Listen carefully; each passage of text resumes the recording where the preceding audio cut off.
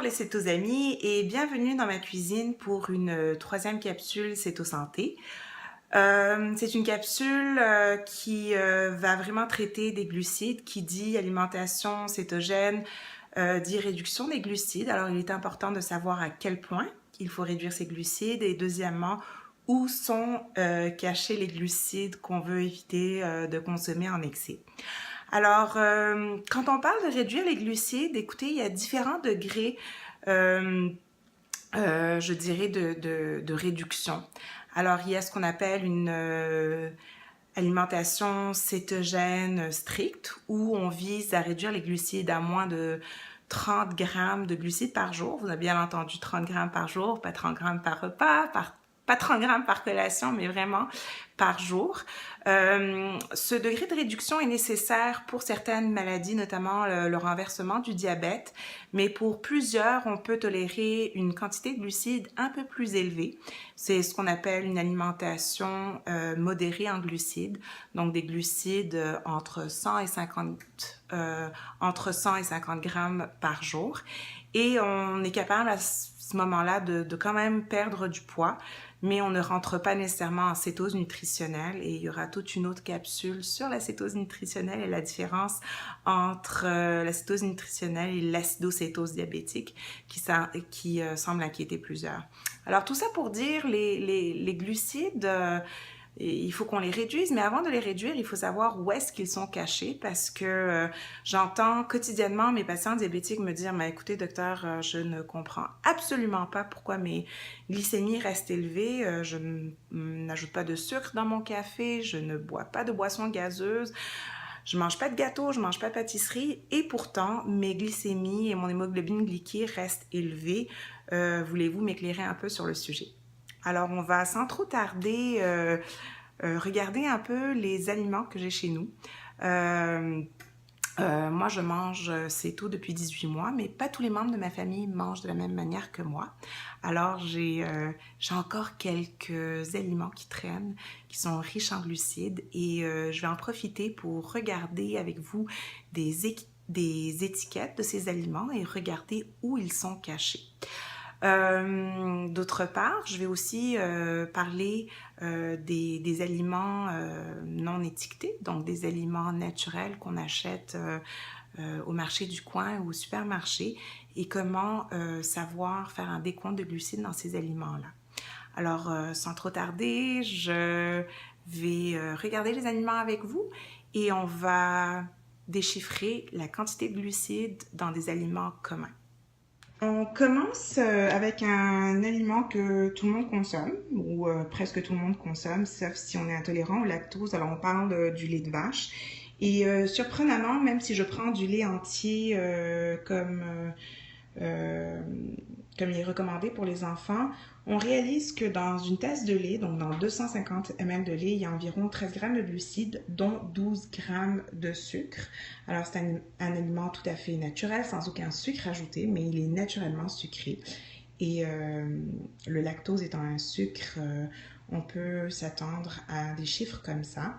Il faut réaliser que c'est pas parce que quelque chose est naturel qu'elle ne contient pas de sucre et c'est pas parce que c'est un sucre naturel qu'il n'a pas d'impact sur notre santé. Alors, on voit ici aussi quelque chose que beaucoup de personnes boivent le matin au petit-déj en pensant que ça va leur apporter de la vitamine C. Mais outre la vitamine C, regardez le nombre de glucides. On parle de 27 grammes de glucides. Donc, il suffit de prendre un verre de jus d'orange le matin pour dépasser les recommandations de glucides quand on veut être en cétose nutritionnelle. Donc, un bon 27 grammes dans un verre, c'est assez pour vous sortir de cétose nutritionnelle. On va regarder d'autres aliments communs. Désolée si les marques paraissent, mais les pâtes, c'est quelque chose que la majorité des gens mangent, consomment de manière régulière. Et si on parle d'une tasse et quart de pâtes, qui est une portion raisonnable, la majorité des gens vont prendre 2 à 3 fois la portion recommandée. Ben écoutez, déjà dans une portion, c'est 62 grammes de glucides. Il est vrai que dans la marque ici présente, on a quand même une bonne quantité de fibres, 8 grammes de fibres, mais quand on soustrait les deux, il reste que la quantité de glucides est assez impressionnante. On a quand même des protéines à 11 grammes et très peu de lipides, mais c'est vraiment pas mal riche en glucides. Donc, l'autre chose, les gens disent, écoutez, on veut éviter de manger des produits de source animale. On va manger, par exemple, des haricots et des légumineuses. Et c'est sûr c'est une excellente source de protéines. On voit qu'on a quand même 12 grammes de protéines. Il n'empêche que cela vient aussi avec 36 grammes de glucides, quand même 9 grammes de fibres. Il n'empêche que quand on soustrait les deux, il reste une grande quantité de glucides. Donc, et ça, c'est pour une tasse, donc à considérer. Les autres choses dans lesquelles on trouve beaucoup de glucides, c'est évidemment les produits du pain. J'ai pas vraiment de pain chez nous. J'ai trouvé ces tortillas au fond de mon frigo. Et dans ces tortillas, regardez, une petite tortilla, c'est quand même, on ne voit pas très bien ici, mais 30 grammes de glucides avec 6 grammes de fibres. J'ai bien choisi des tortillas de grains entiers. Donc, c'est censé être santé, mais il n'empêche qu'il y a des bonnes quantités de glucides.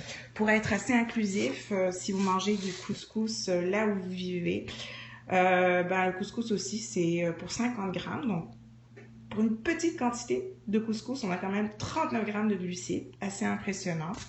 Et l'autre commentaire que j'ai, mais c'est « Docteur, je mange jamais de sucre. Par contre, je mets du miel dans mes aliments parce que le miel, c'est naturel. » Je comprends, c'est naturel. Il n'empêche que c'est très riche en glucides. Pour 20 grammes, on a 17 grammes, donc quasiment 100% de sucre à l'intérieur du miel. Et ça a beau être naturel, ça incite votre corps à produire de l'insuline et à stocker tout ça. Il en est de même du sirop d'érable ou de certains aliments que nos enfants peuvent consommer le matin, comme une sympathique tartinade aux avelines, aux noisettes. Donc on dit, mais les noisettes, c'est bon pour la santé, il n'y a pas d'additifs, il n'y a pas de ci, il y a quand même 11 grammes de glucides pour une cuillère à soupe. Donc 19 grammes, c'est 11 grammes de glucides pour 19 grammes total de matière. C'est énorme. Alors, il y a aussi d'autres petites choses là que j'ai sur le comptoir. Alors, des raisins, une pomme qui viennent évidemment sans étiquette et sans description nutritive. Il est par contre important de réaliser que ces fruits qui nous viennent tout droit de la nature sont très riches en glucides. Alors, comment est-ce qu'on compte les glucides dans les aliments dits naturels? Alors, c'est là où on utilise des calculateurs de glucides et je vais vous en parler dans une seconde. Alors, quand on n'a pas des étiquettes à lire pour savoir le contenu des glucides, ce qu'on peut utiliser, c'est des calculateurs de glucides ou des calculatrices de glucides. On en a des gratuites sur plusieurs sites internet, mais des fois, c'est plus pratique d'en avoir au niveau de notre téléphone intelligent si on en a un. Et il y en a plein pour Android et pour les iPhones.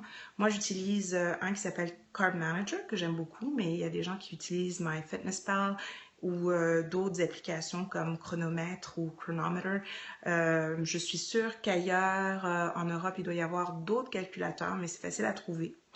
Ce que je dis aux gens, c'est que vraiment, il faut développer une conscience de combien de glucides on consomme par jour avant même d'adopter une alimentation cétogène. Et on réalise que les glucides s'accumulent super rapidement et que si on n'a pas conscience de combien on en consomme, on peut facilement aller à 300-400 grammes de glucides par jour.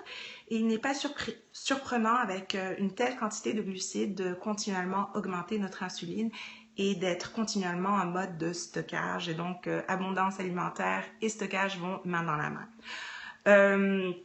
Est-ce qu'il faut calculer ses glucides quotidiennement? Écoutez, je recommande de le faire au début d'une alimentation cétogène. Moi, les premières semaines, les premiers mois, j'ai fait ça de manière assez assidue. Jusqu'à temps que je développe un réflexe, c'est-à-dire d'avoir une espèce de calculatrice intégrée dans mon cerveau. Actuellement, je connais mes portions, je suis très consciente de ce que je mange et en regardant mon assiette ou l'assiette de quelqu'un d'autre au resto, je suis capable de déterminer combien il y a de glucides. Et ça permet de faire les bons choix au fond. Donc on ne veut pas se priver, on veut manger de tout. On a des glucides dans tout, on a des glucides aussi dans les épinards, dans les poivrons, dans les courgettes. Il n'empêche que pour savoir combien on peut en manger, il faut être conscient de combien il y a de glucides par portion et la seule manière de le faire, c'est de compter un peu ses glucides pour quelques semaines. Une fois que ça est établi, je pense qu'on peut y aller vraiment basé sur notre expérience et aussi sur la manière dont notre corps réagit aux glucides. Alors, il y a des gens qui s'en sortent très bien avec une alimentation cétogène à moins de 20 grammes par jour. Il y a des gens qui se sentent plus à l'aise avec une alimentation autour de 50 grammes, puis il y a d'autres qui sont plus à l'aise autour de 100 grammes, qui ont une disparition de leurs symptômes, qui continuent à perdre du poids sans nécessairement avoir besoin d'aller sur une réduction assez stricte sur les 20 grammes ou moins. Alors, j'espère que cette capsule vous a bien informé sur où sont cachés les glucides, comment lire les étiquettes pour trouver combien il y a de glucides. Je vais ajouter à la fin de cette vidéo des images tirées de mon Carb Manager pour montrer la quantité de glucides dans des aliments communs, notamment certains légumes, certains fruits. Les bonnes bananes qui sont excessivement sucrées ou les bons raisins qui sont excessivement sucrés mais qu'on mange comme du bonbon. En pensant, si c'est naturel, c'est un fruit, je peux en manger puis c'est bon pour ma santé. Alors, sans trop tarder, je vous salue et je vous invite à regarder une prochaine capsule. Bye bye, bonne journée!